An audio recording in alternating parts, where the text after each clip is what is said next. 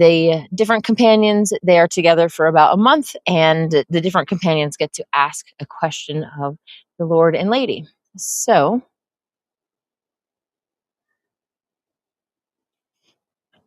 the seventh question was for Yahshua. A disciple asked Yahshua, Lord, I have heard you say that spiritual evolution is both an inhale and an exhale. What exactly do you mean? Yahshua replied, the outbreath, the exhale of Yahweh, is the movement from the spiritual center of all into the outer physical reaches of the all. And the in-breath, the inhale, is the return from the outer reaches toward the inner center. That is true on every scale that you can imagine. It is a universal pattern of creation that is called by yogis the breath of life. This is the movement of the cosmic spiral and of every spiral within every spiral of every scale within the cosmic spiral of Yahweh. Consider that the cosmic outbreath of Yahweh is like when a human farmer scatters seed in a field. The harvest that will later come when those seeds produce fruit is comparable to the in-breath. And what makes that comparable to spiritual evolution is that the original planted seed has grown, developed, evolved, or unfolded to the point where it in turn fruits or goes to seed and produces even more seeds than the farmer originally scattered or planted. It is important to understand that the process continues to unfold, each planting followed by a harvest, each harvest by a more abundant planting. A cyclic expanding spiral that consists of spirals within spirals, each within countless sub-spirals through eternal duration. The outbreath, or the scattering of the seed, is when Shemesh leads the dance. The harvest breath, or the in-breath, is when Shemaiah leads the dance. I tell you truly, without the eternal breath of life, the eternal now would be childless, and creation would not expand in Sat Chit Ananda, existence, consciousness, and bliss, as it currently does. That expansion is the purpose of spiritual evolution. But spiritual evolution itself employs the two movements of the cosmic breath, involution and evolution. Hey, Kyle. The eighth question was for Miriam. A disciple said to the Lady Christ, Miriam, will you please give us a sentence to contemplate this night around the fire? Miriam replied, it is always appropriate to contemplate the word appropriate and how it relates to various things and circumstances. One thing at a time, seasons, cycles, forms, situations, and persons, including you as an Essene yogi, and everything you think, feel, and do in particular circumstances. Ask, was that appropriate? The ninth question was for Yahshua. A disciple said to the Lord, Yahshua, I have heard you mention that what you called a particularly sweet region, a sweet spot for human-like beings, that region being relatively close to the still center that is the universal cauldron of manifestation, while yet being within highly evolved physical manifestation. Will you please describe this sweet region? Yahshua replied, that is a sweet topic. But I tell you truly, this topic is for those with ears to hear esoteric teachings. Fortunately, I perceive that those at this fire tonight have those ears. Yahshua continued, unlike some Buddhists and Hindu sects, Nasareans not only acknowledge the goodness of the ultimate stillness of the cauldron of unmanifest potential from which all manifestation has emerged, but also acknowledge the goodness of the physical realm of manifestation. While all physical realms, from the densest and least evolved realm to the relatively higher, progressively more spiritually evolved realms that we call heavenly realms, all of these realms ultimately work for the greater good of universal Yahweh in the sense of serving as precisely appropriate schools, playgrounds, workplaces, social opportunities, and temporary homes for souls to evolve in ever more joyful manifestations of Sat Chit Ananda. Some of those realms are definitely more pleasant or sweeter to experience than others. Because beautiful flowers, beautiful souls, will arise from manured soil, we view even relatively shitty realms as appropriate growth experiences for whoever resides there. And so, even those realms serve universal Yahweh and thus ultimate goodness. Even so, once we are evolved enough to knowingly participate in our spiritual training, we also recognize that we can choose to learn our life lessons in more pleasant realms, once our thoughts, words, and deeds correlate with the vibrations of heavenly realms. When I refer to sweet regions within manifestation, I refer to those most pleasant realms. The reason that these sweet regions are more pleasant or sweeter to experience than realms in the lower octaves or lower vibrations of the sacred spiral of spiritual evolution is that the beings that reside thereat are themselves more pleasant, sweeter souls than typically reside in lower realms. And all of the conditions of existence in sweet spots are more refined or more evolved.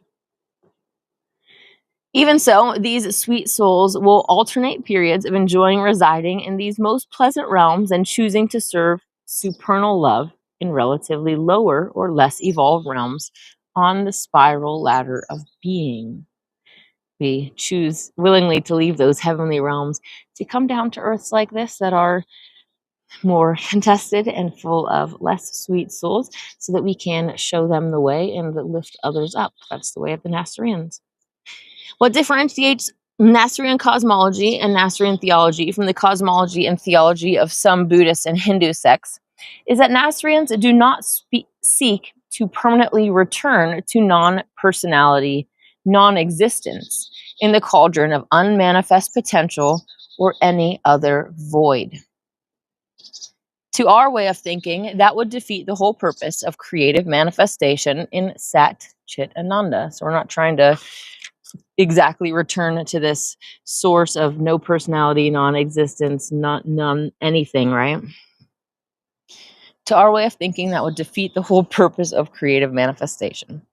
However, when an advanced yogi comes very close to Ein Sof within, that yogi can more effectively call forth from the realm of unmanifest potential relatively sweeter creative manifestations. That proximity to still zero is a particularly sweet region, a region from which we can conjure good things in the cause of supernal love. We can call that state one touching Ein Sof, or one touching zero. Understand that by touching, we do not mean permanently returning to the unmanifest realm of unactualized potential. In deep meditation, we can get so close to that still center that we commonly say we enter it. But a more accurate term is that we closely approach it or touch it. That region of relative closeness to the still center is a particularly sweet region for white magic conjurations for any being, human or not. When we include the term human-like beings in relation to particularly sweet regions of manifestation, then we are referring to worlds and realms that are relatively higher in group consciousness, spiritual evolution, than Earth, yet are still home to human-like beings that reside in ethereal, rarefied bodies that we call angelic or cherubic, but are nevertheless, to a degree, physical, in that they are manifestation in the world of spin, the world of spirals within spirals, the world of the great dance of the masculine and the feminine polarities, always extending from and always centered by the still zero. The 10th question was for Miriam. Some of these you might have to go back and listen to a little bit deeper to take in some more. A disciple asked the Lady Christ, Miriam, will you please give us a sentence to contemplate this night around the fire? Miriam said, Contemplate this moment and notice that it is pregnant with joy and that you are the midwife. The 11th question was for Yahshua. A disciple asked the Lord Christ, Yahshua, will you please give us something philosophical to contemplate this night around the fire? Yahshua replied, Behold, we are sitting in a circle around the fire. It seems appropriate to contemplate the nature of circles. What is a circle and what does it symbolize? The 12th question was for Miriam. A disciple asked Miriam, will you please give us a sentence to contemplate this night around the fire? Miriam replied, Behold, we are sitting in a circle around the fire. Last night we contemplated the nature of circles. Tonight, let us contemplate the fire before us and notice that fire needs air in order to burn. The 13th question was for Yahshua. A disciple asked Yahshua, when you taught us the circuit of Kai breath, you described the importance of keeping our spines straight in that meditation practice, warning us not to slouch. You mentioned that besides physical body slouching, which is a fairly obvious thing to spot, that there are also other forms of slouching. What exactly did you mean? Yahshua replied, Behold, just as there is physical body slouching, there is also emotional body slouching, mental body slouching, and even spiritual body or soul slouching. To slouch is to fail to be as appropriately upright as optimum in a given area of life, often due to a lazy posture physically, emotionally, mentally, or spiritually. In terms of the physical body, while performing the meditation practice, or a meditation practice, such as the circuit of Kai breath, it is optimum and thus appropriate to have a straight spine. In that case, a lazy posture refers to not keeping as upright a spine as you are capable of, slouching your back. In terms of the emotional body and well-being in life, an optimum, appropriately upright posture is to have vigorous, upright attitudes that conjure healthy, happy feelings rather than lazy, slouching, or depressed feelings that attract their own reflection in unhappy experiences in life. That is the difference between usually feeling up or erect and upright, or usually feeling down. In terms of the mental body and well-being in life, appropriately upright thoughts are vigorous, positive thoughts that help conjure good actions that contribute directly not only to mental health, but also to emotional health and physical health. A person that is lazy or slouching in terms of the mental body might have an idea of what would be the upright thing to think or do in a given situation, yet be too lackadaisical to launch those things or even to concentrate on them vigorously enough to be successful. The more noble a thought is, the more upright it is. In terms of the spiritual body and what I call soul slouching, that is when you, the soul that is responsible for your own thoughts, feelings, and doings, slouches spiritually so as to fall downward on the spiral ladder of being rather than to rise. You are soul slouching when you don't live up to the light you have. When you do live up to the light you have, you ascend the spiral ladder to a rung at which you are given more light than you had at the lower rung.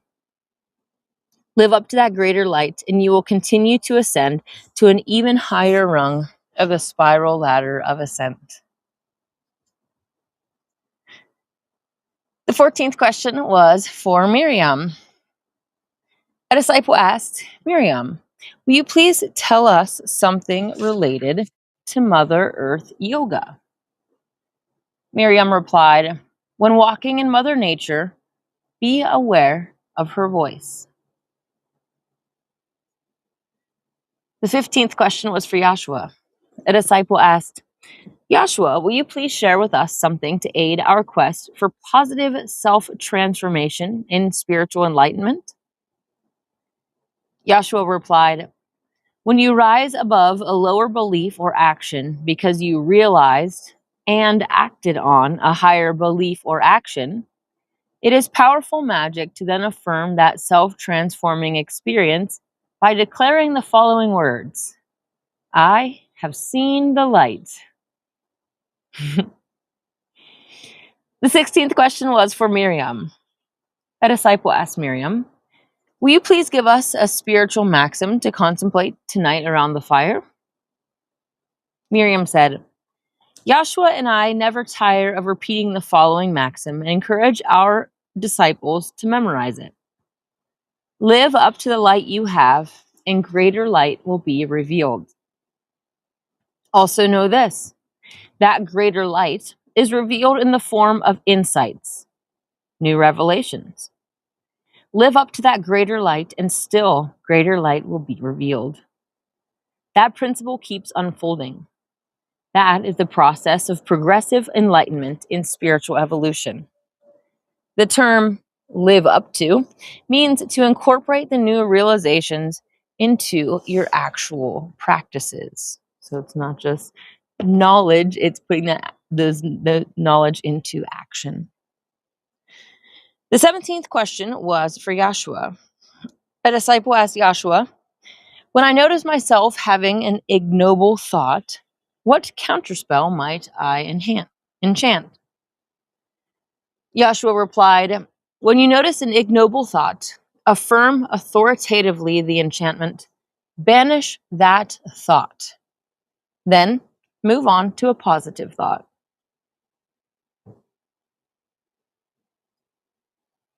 The 18th question was for Miriam.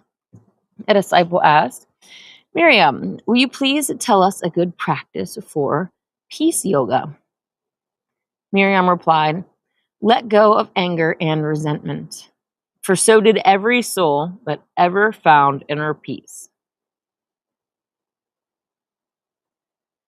The 19th question was for Yahshua. The disciple said to Yahshua, Lord, will you please give us a wise warning? Yahshua replied, never dwell in negativity.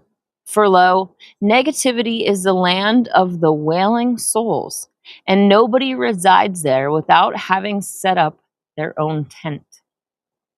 Wherefore I say, be a positive vibration. The 20th question was for Miriam. A disciple asked Miriam, will you share a wise saying that you learned in India? Miriam replied, it is said in India, like a mountain capped with snow, the shine of a good person is visible from far away. The 21st question was for Yahshua.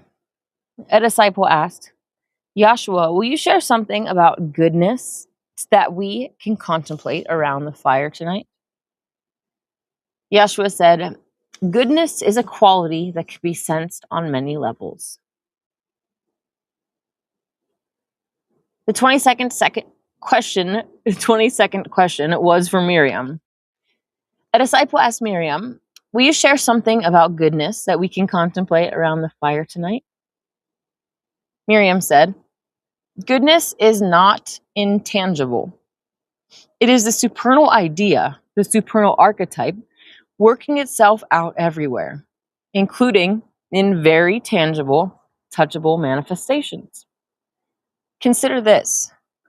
Supernal archetypes, such as existence, which is Sat, Yah, or divine being, consciousness, Chit, wisdom, divine mind, and bliss, Ananda, divine heart and divine feelings, are more real, not less real, than physical objects, and are expressed in physical, tangible objects. So the supernal archetypes of Sat, Chit, Ananda, existence, consciousness, and bliss are more real than physical objects, but they're expressed in physical objects. The 23rd question was for Yahshua. Yohanan asked, Yahshua, will you share something about the yoga of money? Yahshua replied, Yohanan has coined a great term, the yoga of money. I say to every Essene yogi and to any other person trying to do good in life, practice goodness with your money. Contemplate the ways in which that is possible, including in your own current life circumstances. Lo, one who cleans pig stalls for his living and does some good with his earnings smells heavenly compared to a stingy man in fine clothing wearing quality perfume.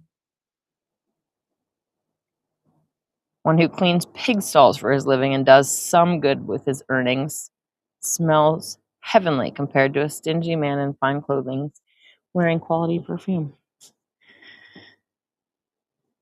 The 24th question was for Miriam. A disciple asked, Miriam, will you please share something about inner peace? Miriam said, the person who is tranquil, even in troubling situations, has a stable inner peace. Others have only limited, intermittent experiences of it. Tranquil, even in troubling situations. That's definitely to work for, huh? Something to work towards. The 25th question was for Yahshua. A disciple said or asked, Yahshua, will you please tell us something about work and responsibility?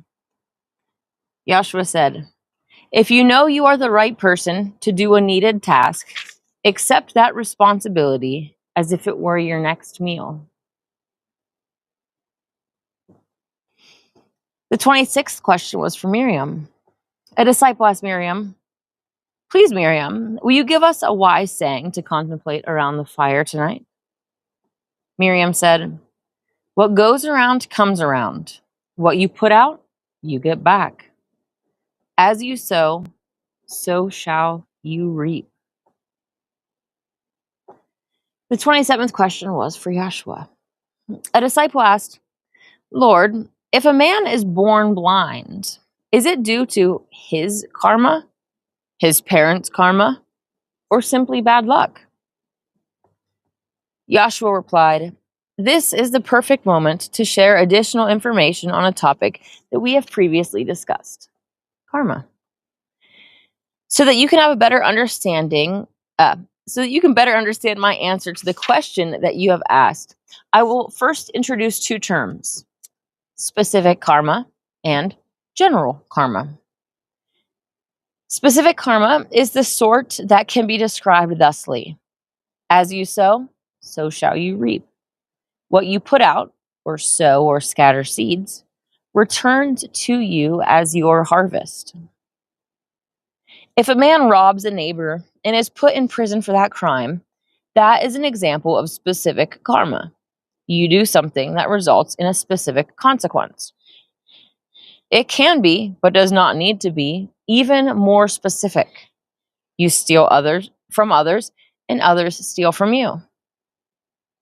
In specific karma, the consequence is often easily linked to the cause, and sometimes can even be predicted with a high degree of possibility. What comes to mind is often so many diseases, especially when we're eating animal products from abused animals and different things that they have in their situations, and those diseases that then manifest in our own bodies, direct link between them. General karma is not as easily predictable. An example now follows. Let us say that a certain man was born into a body that was disabled from birth so that he could never walk. Let us further say that this man had not done some previous corresponding action in his previous life that corresponded specifically to this birth defect. For example, we're saying that he had not done anything specific.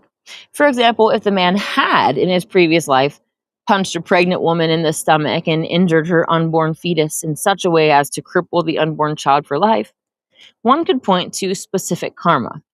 The man did a specific action that crippled a child for life, then was himself born unable to walk. But in the example I'm giving of general karma, we are imagining a man that did not do any bad thing that can be seen to be a specific cause of his own birth defect. Behold, though the man did no specific bad thing to be born with a disability, he did, by the very act of taking on a human incarnation, step into the general statistical pool that relates to incarnation in a human body. So, if the statistical odds were 1 in 10,000 of being born with any particular disability, any soul that takes on a human incarnation takes on that statistical chance without specifically deserving to be born with that disability. One man might be born with a disability due to specific karma, like the man that injured the unborn fetus when he punched a pregnant woman.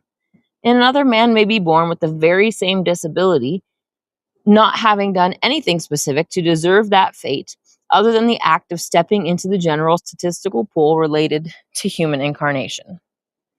Even the latter is not outside of the laws of the universe, though here the pertinent laws are of a general nature, applicable to the general population, rather than a law being specifically applied to deal justice to a specific person for a specific reason. Yahshua paused, then added, specific karma can be described thusly. Outflow equals inflow. What you put out via thoughts, words, and deeds returns to you. Even so, there is also general karma. And both specific karma and general karma have subcategories. We also have to take into consideration people's genetics and whether they're getting jabbed and other things that mama does when she's pregnant that also unfortunately can cause bad things to happen. So the 28th question was for Miriam. A disciple asked Miriam, will you give us a key to happiness that will work in this lifetime and in our future incarnations? Miriam said, here is a key to happiness. Help others find happiness, and you will be happy. That is called good karma. That key will work in both this incarnation and in future incarnations. Miriam continued, since you brought up the topic of reincarnation, besides the key to happiness just given, I will speak briefly on reincarnation and related topics. I will invite Yahshua to do likewise. The related topics are heavens and hells and ongoing ascension in spiritual evolution. I will begin by addressing those related topics. They provide a good context in which to consider the purpose of reincarnation. Miriam said, there is not only one heaven and one hell. Rather, there are countless heavenly realms and countless hellish realms. Truly, beings live in the realms of the universe that including to the universal law of karmic justice, cause and effect, that works in conjunction with divine mercy. Know this, heaven and hell are experienced first inwardly as inner states of being, and then become manifest in our outer circumstances as well. The statement that the kingdom of heaven is within does not mean that there are no outwardly heavenly realms or hellish realms. Rather, it means that the outer realm you inhabit resonates with your inner realm. The highest heaven, heaven most high, is outside of the mother ovum, surrounding it as a circumference. Heaven most high is the home of Jah, God transcendent, and Jala, goddess transcendent, and will be the future home of those beings that join the Lord Christ and Lady Christ in their mission of mercy, and thereby ascend upon the spiral ladder of being and persevere to eventually enter that highest of the countless heavenly realms. Within the mother ovum itself, the highest heaven is that called Madheba. Within our own solar system, there are 7 primary group consciousness heavens. the seventh of which is within a spiritual dimension within our sun. There are similar sets of 7 heavens within countless solar systems within the mother ovum. Know this. The type of body that you have in any particular realm will always correlate with or be appropriate for that realm.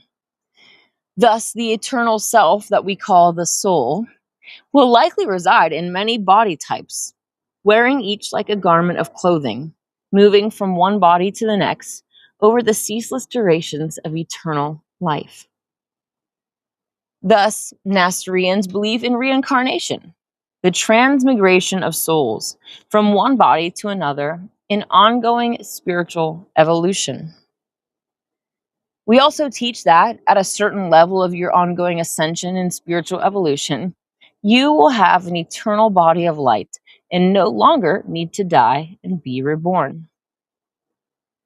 Even at that advanced stage of spiritual evolution in which we are no longer required to incarnate, the stage where we are said to be off the wheel of required birth and death, we may still choose to take occasional incarnations to reincarnate into physical bodies in lower realms where those bodies are required so that those we wish to teach are able to see, hear, and interact with us. That sort of non-required incarnation into a mortal body by a highly evolved soul in order to serve as a teacher or helper, a hand of Christ, in a relatively lower realm, such as this world, is an expression of merciful kindness via reincarnation. That is the Nasarean version of what some Buddhists call the incarnation of a bodhisattva. That's what I consider myself. For those that become ready in the incarnation now at hand, the Lord and Lady offer ascension and resurrection in place of required reincarnation.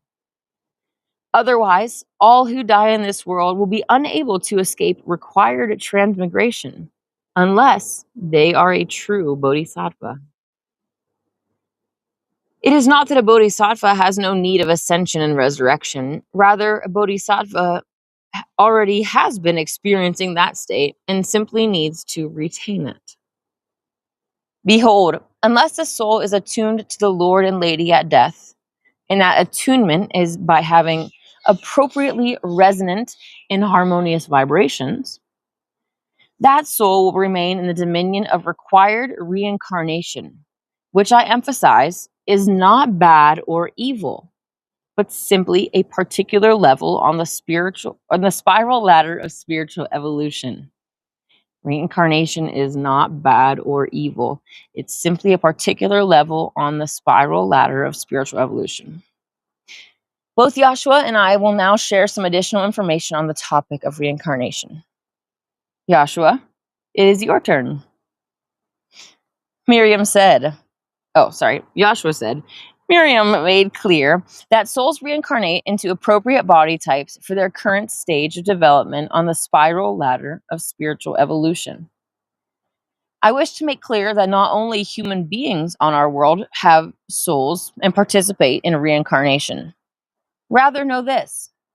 All creatures continue to reincarnate until they reach the level of soul development via spiritual evolution where they no longer are required to reincarnate. Miriam said, there is typically a time of rest and reflection between incarnations, wherein a soul contemplates deeply the lessons learned in that incarnation and becomes aware of further lessons that it can be learned in the next incarnation. Yahshua said, reincarnation is not about punishment. Rather, it is about learning and evolving to the point that one transcends the level of required reincarnation. As Miriam made clear, once we are sufficiently evolved and need not reincarnate anymore, we still are free to choose to incarnate in a lower realm where mortal flesh must be worn as a garment so that we can be seen and heard by those we wish to teach and help. Unless we manifest a body that is within the spectrum of vibration that the people we are ministering to can sense or be aware of, and communicate with, we must remain invisible to them and serve them in other ways, such as serving as prayer angels. Miriam said, according to karmic principles and the collective laws of the universe, including the law of cause and effect, what we do in one incarnation will follow us into our next incarnation or another future incarnation. Thank merciful goodness for the laws related to contrition, repentance, and forgiveness, by which we can transcend old negative karma by virtue of no longer needing to learn certain lessons the hard way. Yahshua said, as you sow in one life, so will you reap in another. Even so, as Miriam indicated, sour fruits from past lives can be transcended this life by sincere contrition, repentance, forgiveness, and of equal significance, sustained, appropriately reformed behavior that makes clear to the universe itself that you have truly transcended the need to learn certain lessons the hard way. Sustained, appropriately reformed behavior that makes clear to the universe itself that you have truly transcended the need to learn certain lessons the hard way. Until that transcendent moment, you will continue to get hit in the face by the sour fruit from this and former incarnations. Yea, until you repent and reform those sour previous behaviors, you will remain enrolled in the school of hard knocks. Miriam said, I often give this warning. The hurt you cause in the morning will overtake you in the evening.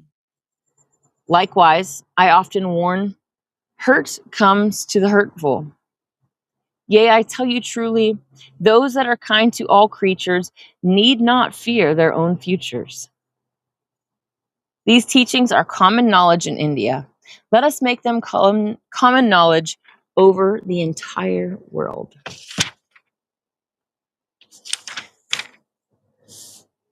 That takes us up to chapter 77. And it is titled, The Lord and Lady and Their Companions Visit Bethany. There's a sermon, a prototype evangelical sermon titled The Sermon to Sincere Spiritual Seekers in Bethany. So we will get to that. I plan on doing that tomorrow. So hopefully you will join me in that. For those that are interested, there is a prayer meeting this evening at 5. I'm not sure if I'm going to get on at 3:30 or not for for a chat. Perhaps I will. It just kind of depends on what other things I got going on today. I'm going to get ready this weekend to be going up to Florence for church and got some other things going on. So we will see. We'll see what happens. I hope that you have a wonderful day. May God and the Goddess bless you.